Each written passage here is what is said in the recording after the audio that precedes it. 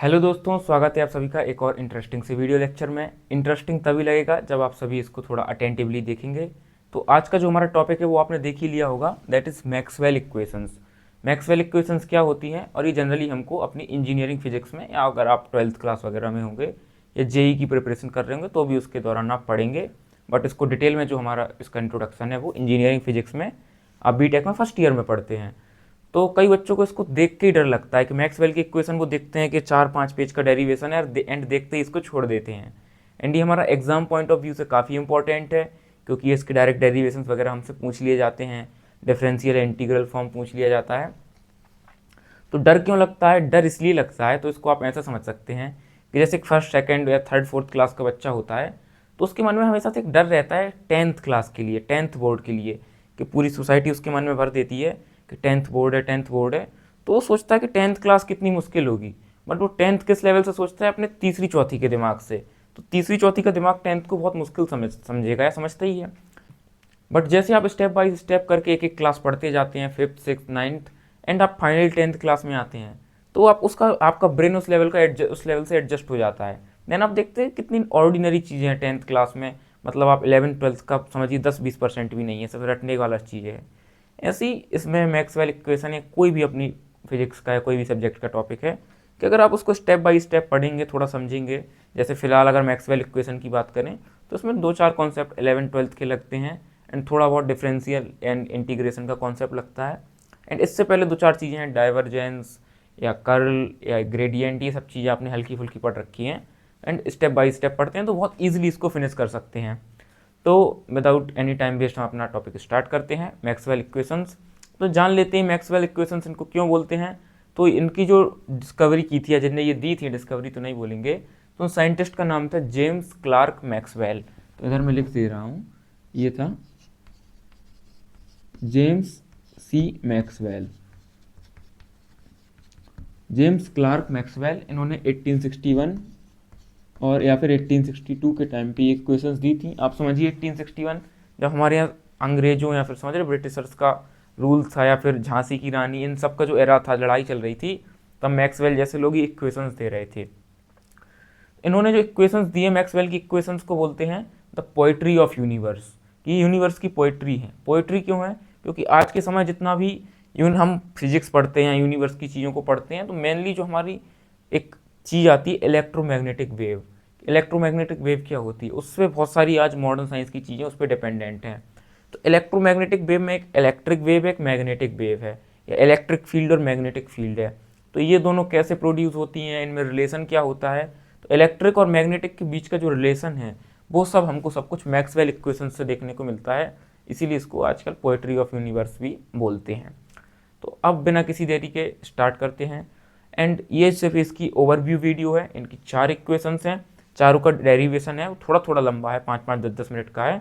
तो ये introductory video में हम सिर्फ 4 उसकी इक्वेशंस देखेंगे। देन उसके बाद हम आएंगे अपने टॉपिक पे कि उनका वो डेरिवेशन कैसे करना है। तो सबसे पहले तो हम इनकी 4 इक्वेशंस देखते हैं। तो सबसे पहली इनने इक्वेशन जो दी थी मैक्सवेल ने, वो थी del dot D, D vector या डी लिख सकते हैं, इज इक्वल्स टू रो। एक चीज हो गई। दूसरी इनकी इक्वेशन थी del dot B is equals to 0। Third equation है मैक्सवेल की थर्ड इक्वेशन है del cross E is equals to, तो del cross E is equals to minus del B upon del T.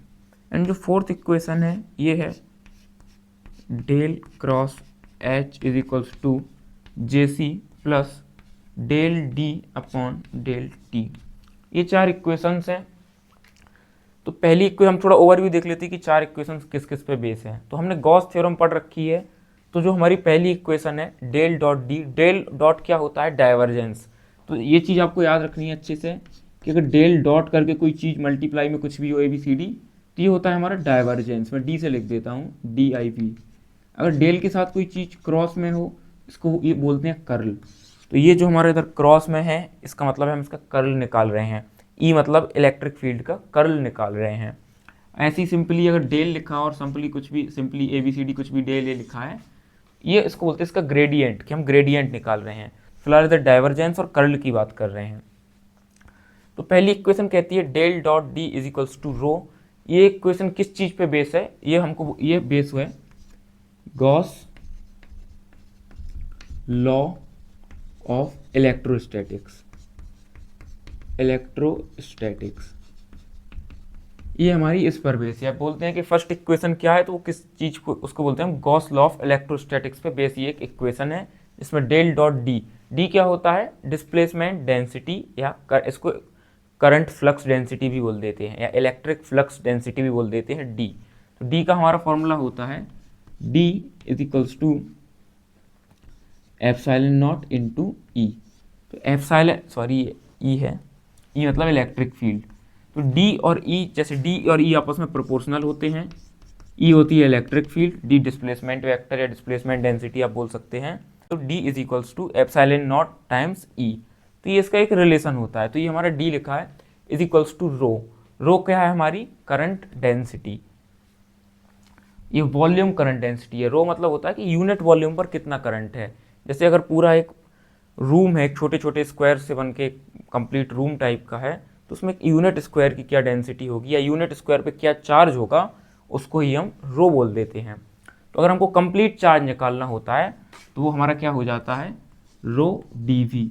मतलब आप रो का अगर वॉल्यूम के टर्म्स में इंटीग्रेशन कर देते हैं तो आपका कंप्लीट चार्ज निकल आता है। तो ये हो गई हमारी गॉस लॉ ऑफ इलेक्ट्रोस्टैटिक्स पे बेस पहली इक्वेशन। हम इसको थोड़ा और भी अभी डिटेल में समझेंगे। सेकेंड इक्वेशन हमारी किस पर बेस है, तो ये बेस है Gauss law of magnetostatics.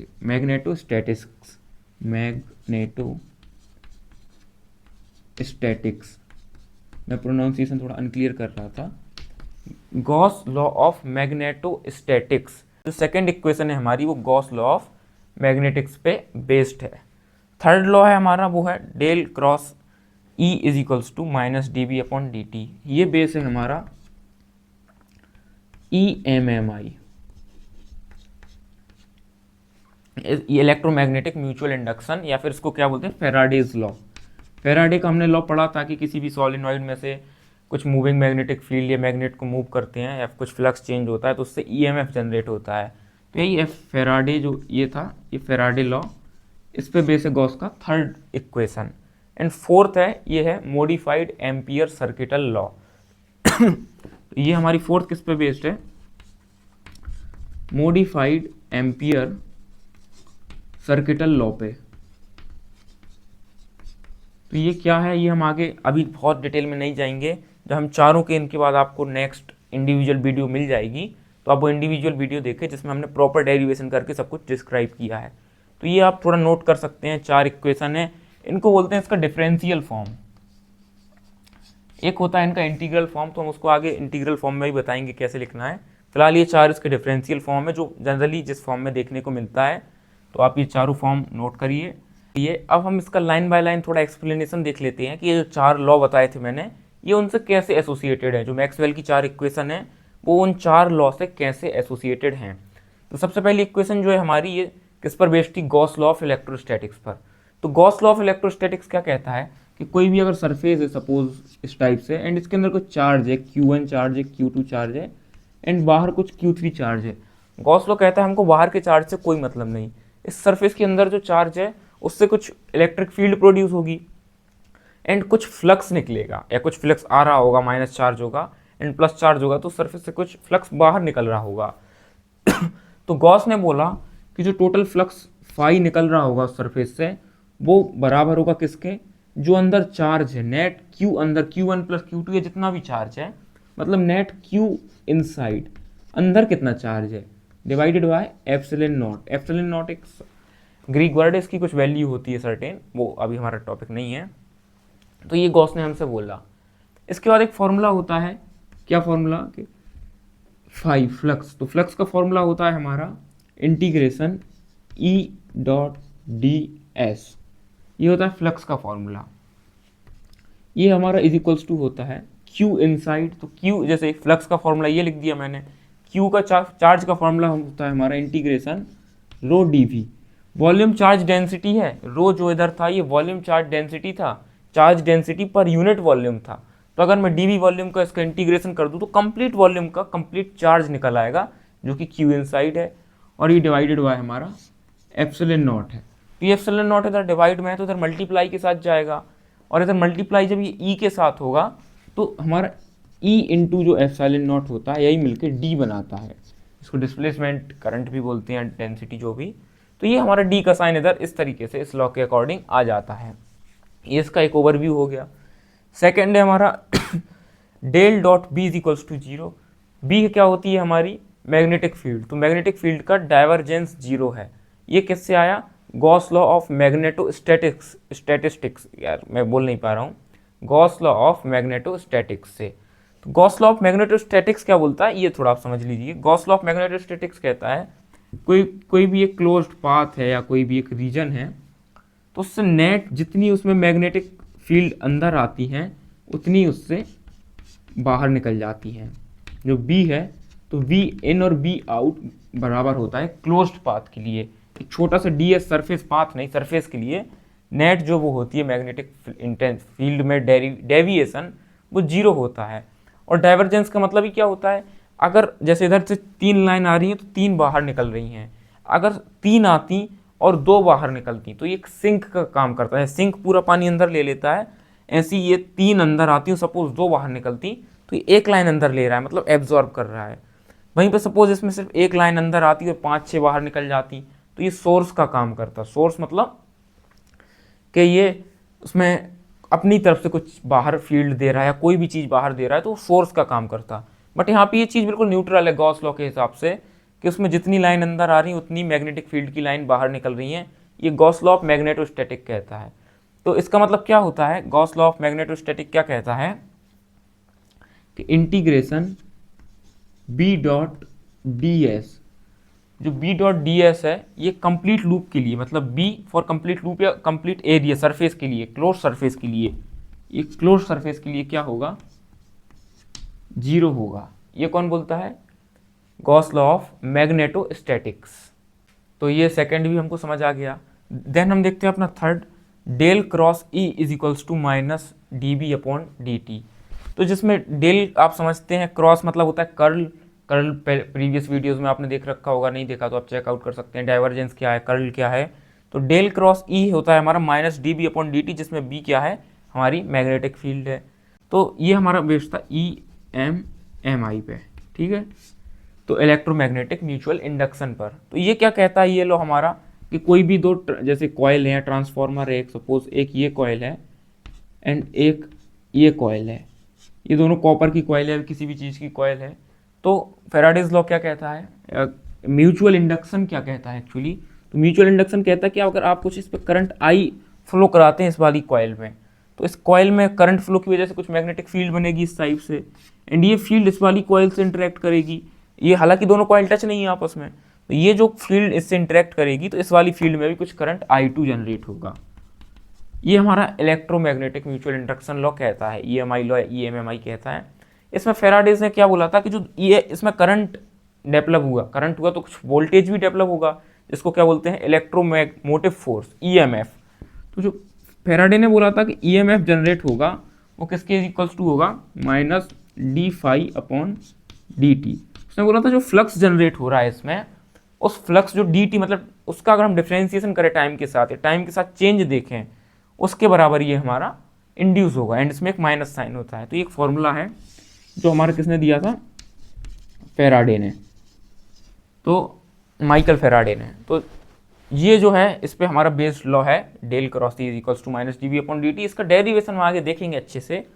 And final जो हमारा था ये थोड़ा रफ हो गया है, जे सी, ठीक है, J plus del D upon del T, ठीक है। तो ये लॉ के एच हमारी क्या होती है, मैग्नेटिक इंटेंसिटी, मैग्नेटिक इंटेंसिटी। इसको क्यों क्या बोला गया, इसको मॉडिफाइड एम्पियर सर्किटल लॉ बोला गया। तो मॉडिफाइड एम्पियर सर्किटल लॉ क्या है, तो आपने पढ़ रखा होगा कैपेसिटर में, एक 12th क्लास में कुछ डिस्प्लेसमेंट करंट नाम की चीज़ होती थी। तो ये डिस्प्लेसमेंट करंट के ऊपर बेस्ड है। आपने अगर अभी ना पढ़ा हो तो अपने जब इसका डेरिवेशन का पार्टिकुलर 4 लेक्चर बनाएंगे तो आप चौथे लेक्चर में इसको प्रॉपर तरीके से समझ सकते हैं। तो ये कुछ डिस्प्लेसमेंट करंट नाम की चीज़ होती है, अभी हम बात नहीं कर रहे हैं। तो फोर्थ लॉ किस चीज़ पर बेस है, तो एम्पियर सर्किटल लॉ क्या कहता है कि integration B dot D L, integration B dot D L is equals to mu naught I. मतलब किसी भी अगर क्लोज्ड, जैसे ये कर्व है, ये इधर समझिए, इसमें कुछ करंट आई फ्लो हो रहा है, तो इसमें मैग्नेटिक फील्ड कुछ बी होगी या बी मैग्नेटिक फील्ड होगी, उसका अगर हम पूरी डीएल सरफेस में इंटीग्रेशन करें, इंटीग्रेशन बी डॉट डीएल, तो जैसे आई इसमें फ्लो नहीं हो रहा है, एक्चुअली कुछ आई करंट इससे निकल रहा है बाहर की तरफ। एक वायर है, सपोज ये वायर है, इसमें आई करंट फ्लो हो रहा है, हम रीजन देखें, क्लोज्ड कर्व देखें उसके अगल बगल की, उसका अगर हम इंटीग्रेशन करें मैग्नेटिक फील्ड का, तो हमारा इज इक्वल्स टू होता है म्यू नॉट टाइम्स जो करंट आई जा रहा है। म्यू नॉट क्या होता है, परमिटिविटी ऑफ फ्री स्पेस है, जो जो होता है उसमें हम अभी नहीं जा रहे हैं। म्यू नॉट भी ग्रीक साइन है जिसकी कुछ फिक्स वैल्यू होती है। तो ये mu naught time mu naught into I होता है। एंड आई क्या है हमारा, आई होती है करंट, आई कोई खास चीज़ नहीं है, हमको जानना है करंट डेंसिटी क्या होता है। तो करंट डेंसिटी क्या होता है, यूनिट एरिया का करंट, मतलब जे, जिसको बोलते हैं हम जे से डिनोट करते हैं। तो आई का हमारा एक फॉर्मूला होता है integration J dot D S, इतना हमको याद रखना है। तो इधर से जे का टर्म आ गया इसमें, मतलब हमारा करंट जे का फॉर्मूला जो होता है, जे होता है हमारा I upon A, current upon area.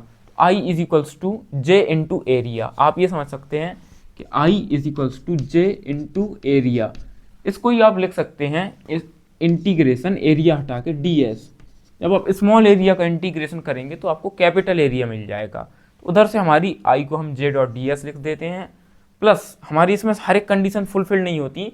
तो ये था हमारा एम्पियर सर्किटल लॉ, बट यहीं पे एम्पियर एक नई चीज़ इंट्रोड्यूस करते हैं कि डिस्प्लेसमेंट करंट नाम की चीज़, प्लस कुछ जे सी एस टाइप से कोई चीज़, जे टाइप से, जो इधर जे लिखा है, सॉरी जे तो पहले की करंट डेंसिटी है, जो D del D upon del T लिखा है, ये हमारा क्या है, ये डिस्प्लेसमेंट करंट है, जो हम, ये जे सी नहीं है इधर, सॉरी।